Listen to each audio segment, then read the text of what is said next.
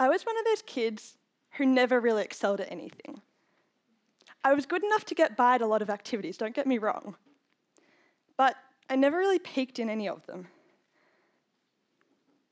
I had a go at multiple musical instruments, tried my luck in the theatre, that didn't end well, had a go at different sports, but I was never really in that upper threshold.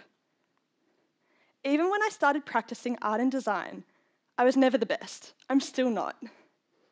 I've done well at both school and university. I've done well enough to get by in my classes, but I'm in no way the best student or the most creative. You're probably thinking, isn't this meant to be some kind of uplifting speech? Why is she telling us she's no good at anything? Throughout my business venture, I've discovered that it's okay to be vulnerable. I feel vulnerable right now, standing on this stage, talking in front of all of you. But this is like a really easy thing to forget when you're scrolling through all the perfect feeds of Instagram, looking at the tens of thousands of followers on everyone's profile. Let's go back right to the beginning. My name is Zoe, I'm 21 years old, and I've been running a graphic design business, ZRA Designs, since I was 18. My business would not be at the stage it is today if I had not accepted my vulnerabilities. I don't know all there is to know about running a business, but that's okay. I quite literally started my business in my bedroom, on my laptop, Googling something along the lines of things to know before starting a business. Embarrassing, I know. I'm not at that stage anymore, though, because I accepted my vulnerabilities and they drove me to do better and be better. Who here has ever felt vulnerable? Raise your hands. This is vulnerability. Vulnerability is often talked about as weakness, something we should cover up and hide. We say it takes courage to overcome vulnerabilities and fear. But what if it actually takes courage to be vulnerable? We all, to some extent, have a fear of failure, and for many of us, we try to hide this. We suit up in our armor and pretend to be invincible. We have no fear. Our business is successful. Our curated Instagram feed shows that recent holiday and that breakfast with our friends. But this projection of ourselves is an idolized view.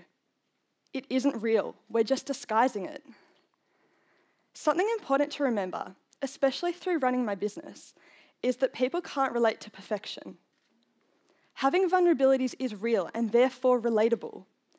No one ever discusses this upside of vulnerability. Being vulnerable humanizes us and allows us to make connections with clients and form trust. It takes strength to show weakness, but this weakness doesn't define us. In fact, it drives us to be adaptable as well as empathetic. Especially in design, vulnerability helps us to find solutions and overcome problems. The idea of rejection makes many of us feel vulnerable, myself included. This time last year, I had created 3 pieces of art for an exhibition that was promoting awareness regarding domestic violence. This time last year, I was debating if I would even put those artworks in the show. This time last year, I won first prize in that art show.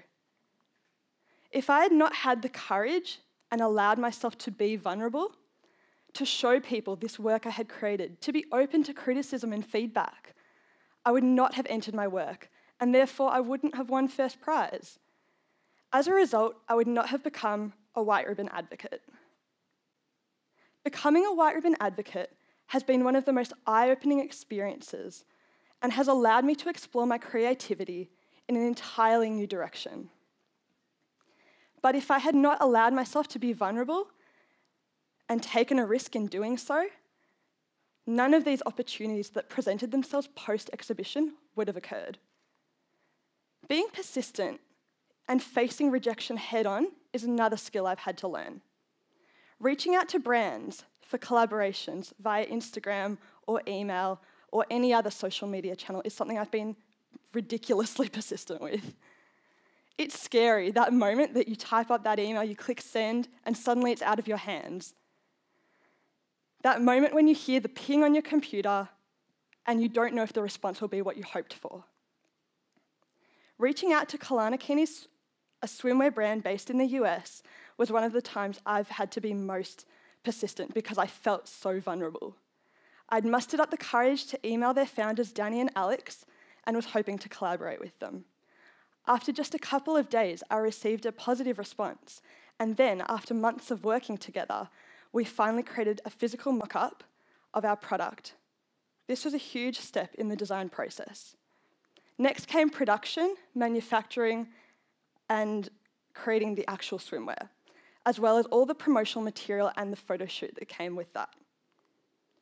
What I don't usually tell anyone is that before all of this, I had emailed many other swimwear companies wanting to collaborate. I had started working with one other label who said they loved my work, but then they refused to pay me and they ripped off my designs. Danny and Alex from Kalanakinis are now not only my friends, but my mentors.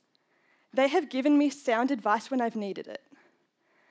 We've been able to bounce ideas off each other, but none of this would have been possible if I had not been persistent and emailed them. When I emailed them, of course I was nervous, worried that my designs would be stolen again, or that they would simply reject my ideas and not want to collaborate.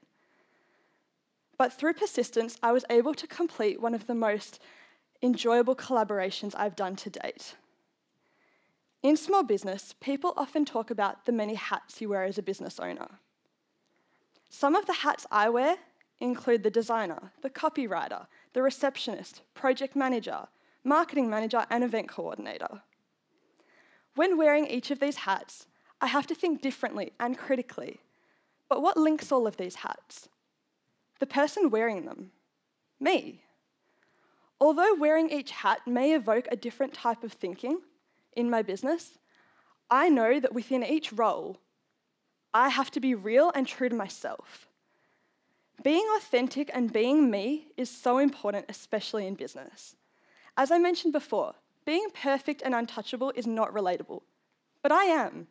Clumsy, uncoordinated, vulnerable me is relatable. An example of being authentic I like to use is social media. When using social media to promote my brand, I always try to be me. For example, having an Instagram theme that's all color coordinated, I just find there's no point. Curating a beautiful, immaculate feed is not the way I live my life. I don't curate my life. I say what I think. I stand up for what I believe in. I address issues that are important to me, like White Ribbon, and my Instagram and other social channels reflect that. So to summarize, the things I've learned in business are: 1, be vulnerable. It's okay to be imperfect. It makes you human. 2, be persistent. Don't give up and let difficult situations get the better of you. And 3, be authentic. There's no point trying to be someone else. You are unique, and that is your point of difference. These skills have enabled me to make change and make me more adaptable. I've applied these business skills to my life as well as my business. How will you apply them to your life? Thank you.